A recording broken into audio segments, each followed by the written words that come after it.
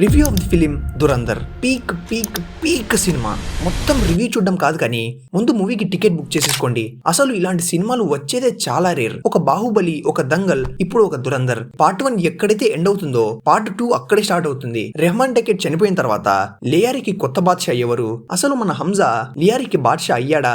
దానికోసం ఎలాంటి దారుణాలు చేయాల్సి వచ్చింది? ఇంకా తను అనుకున్నది సాధించడం కోసం ఎన్ని కోల్పోయాడు? అసలు జస్కిరాజ్ సింగ్ రంగి బ్యాక్ స్టోరీ ఏంటి? ఫైనలీ పాకిస్తాన్ ని పతనం చేసి ఎలా రివెంజ్ తీర్చుకున్నాడు? ఇవన్నీ తెలుసుకోవాలి అనుకుంటే మూవీ చూసేయండి. First of all hats off to the director Aditya Dhar. అసలు ఇలాంటి సీన్స్ రాయాలంటే ఎంతో గట్స్ ఉండాలి. పార్ట్ 1 కే పీక్ డీటెయిలింగ్ బై ఆదిత్యధర్ అంటే ఇక పార్ట్ 2 కి ఏమైపోతారో. ఇక finally the main pillar Ranveer Singh. Man oh man. ఒక నార్మల్ ఆడియన్ గా మూవీకి వెళ్ళి నేను రణ్వీర్ సింగ్ ఫ్యాన్ గా బయటికి వచ్చాను.